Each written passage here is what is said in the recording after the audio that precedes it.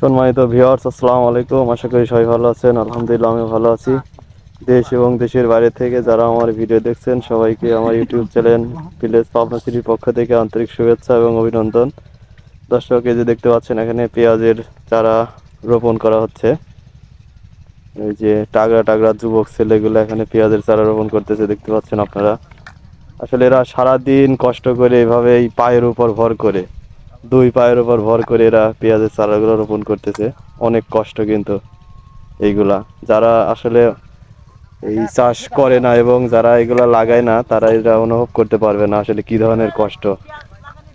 সারাটা দিন এইভাবে দুইটা পায়ের উপর ভর করে চলা লাগে, এভাবে বসে থাকা লাগে সারাদিন। এটা লাগানো কিন্তু অনেক কষ্টের। যে যাই ভাবুক যে আসলে পেঁয়াজ রোপণ কাজ সহজ পদ্ধতি, কিন্তু আসলে এটা সহজ না, অনেক কষ্টের একটা কাজ। দেখতে পাচ্ছেন আপনারা এখানে যে পেঁয়াজটা রোপণ করা হচ্ছে। ওই যে এখানে যে মেন যে কৃষক যার জমি এখানে রোপণ করা হচ্ছে, সে এখানে চলে আসছে অলরেডি। আমাদের জামাই বাবাজি, তার পেঁয়াজ এখনো লাগানো চলতেছে। আমরা তার সঙ্গে কথা বলবো যে কিভাবে সে পেঁয়াজ রোপণ করতেছে, কি জাতের পেঁয়াজ রোপণ করে সবগুলাই। এই যে দেখতে পাচ্ছেন এখানে 4টা করে লাইন অলরেডি টানা হচ্ছে। এই যে আমাদের ভাইস্তি এখানে, সেও কিন্তু একবার স্মার্ট ছেলে, সে এখানে যে পেঁয়াজের কাজ করতেছে দেখেন। এই যে দেখতে পাচ্ছেন এখানে পেঁয়াজের যে চারাগুলা, এগুলা কিন্তু খুবই সুন্দর একটা চারা হয়েছে। এই দেখতে পাচ্ছেন,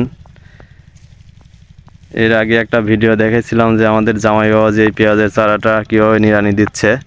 আজকে কিন্তু এই চারার ওঠানো হয়েছে। এই চারার বয়স আজকে 37 দিন। তো চারাটা কিন্তু মাশাআল্লাহ খুব সুন্দর একটা চারা হয়েছে। এই যে আমরা আলমাসের সঙ্গে কথা বলবো, আমাদের জামাই বাবাজি কিন্তু এটা। জামাই, কি অবস্থা? আলহামদুলিল্লাহ ভালো আছি। পেঁয়াজ রোপণ কাজ আজকে কি প্রথম তোমার না? হ্যাঁ, আজকে শুরু, প্রথম দিন। কি জাতের চারা রোপণ করতেছো তুমি? হচ্ছে গান রানী, সুপার রানী। সুপার রানী জাতের। সুপার রানী জাতের। এটা কয় কেজি চারা থেকে তোমার কয় কেজি, কয় শতক বই হচ্ছে? আমার 1 কেজি দানাতে বিঘা আর কি হবে নি, এরকম আশা করতেছি আর কি। 1.5 বিঘা। তো এগুলা সার ব্যবস্থাপনা কিরকম, কেমবা সার দিছো তুমি জমিতে? আর আমি শতাংশে প্রায় 1.5 কেজি করে, 2 কেজির মতো করে দিছি। 2 কেজি ডিএপি, ডিএসপি, টিএসপি না ডিএপি? DAP, DAP. এমওপি কয় কেজি দিছো? এমপি হচ্ছে গান 1 কেজি করে দিছি। আর বাদ বাকি জিপসার, জিপসার বোরন হচ্ছে গান বিঘা 5 কেজি করে দিছি আমি। বোরন দিছো না? বোরন দিছি 1 কেজি করে। শিকড় বর্ধক আর হচ্ছে গান ওই যে মারিয়া, শিকড় বর্ধক মারিয়া 1 কেজি করে দেওয়া হয়েছে। সালফার 1 কেজি করে। আর দস্তা 1 কেজি। আর হচ্ছে গান জামাম। জামাম হচ্ছে গান 200 জামাম গ্রাম কিন্তু করে। এটা হচ্ছে জৈব সার, জৈব উপাদান এটা। জামাম 200 গ্রাম করে। আচ্ছা, এখানে কিন্তু অধিক পরিমাণে ফাঁস দেওয়া হয়েছে তার জমিতে, কারণ তার আমরা বলি যে গরুর যে গোবরটা থাকে ওইটা পচানি দিয়ে এই জমিতে ছিটানো হয়েছে। এখানে তার যে পেঁয়াজের চারা রোপণ হচ্ছে। তো দর্শক, এই যে পেঁয়াজের চারা রোপণ যেটা করা হচ্ছে এটা কিন্তু অনেক কষ্ট। তো তাতে আনুমানিক কিরকম 1 বিঘাতে আমাদের দিকে খরচ কিরকম হচ্ছে বললো দর্শকের? যে তত তো মেলাই হয়, যেহেতু দানার দাম এবার বেশি। 60,000-এর মতো খরচই হচ্ছে নাকি? 60,000-এর মতো তো 50-60 আসলে যারা এই যে বলে যে বড় বড় লেকচার মারে, তারা বলে যে হচ্ছে যে পেঁয়াজের দাম কমানো উচিত, পেঁয়াজ বাইরে থেকে আমদানি করা উচিত। আসলে এই পেঁয়াজ চাষ কৃষক একমাত্র করে, তারাই জানে যে আসলে কতটা খরচ হয় পেঁয়াজের।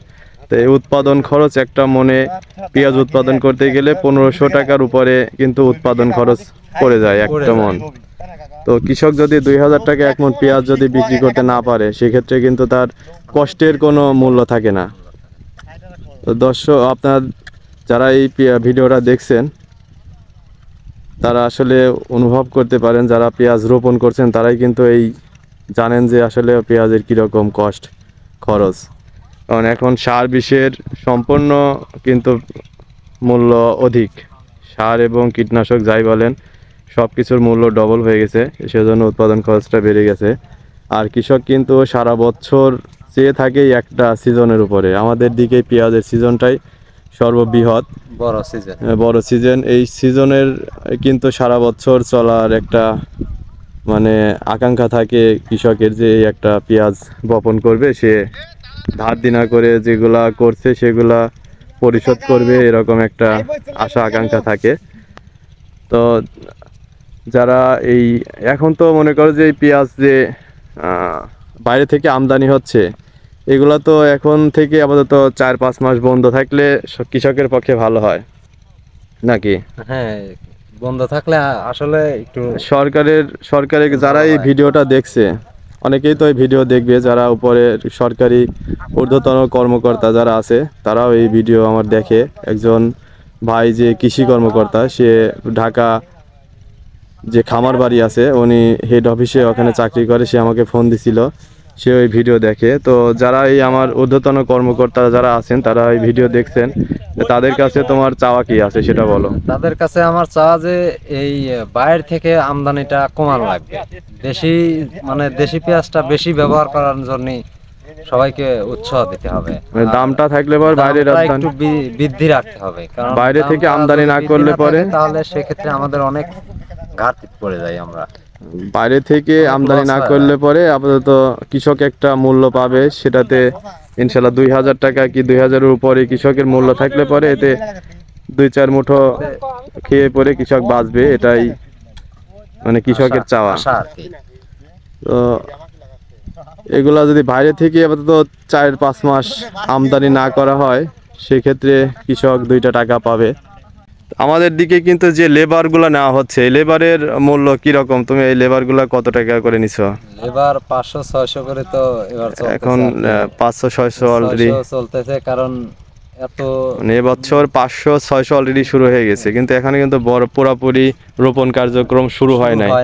আর এবছর কিন্তু পেঁয়াজের রোপণটা কিন্তু অধিক, ডবলের মতো প্রায়, কারণ সব অঞ্চলেই প্রায় ডাবলের মতো রোপণ হচ্ছে।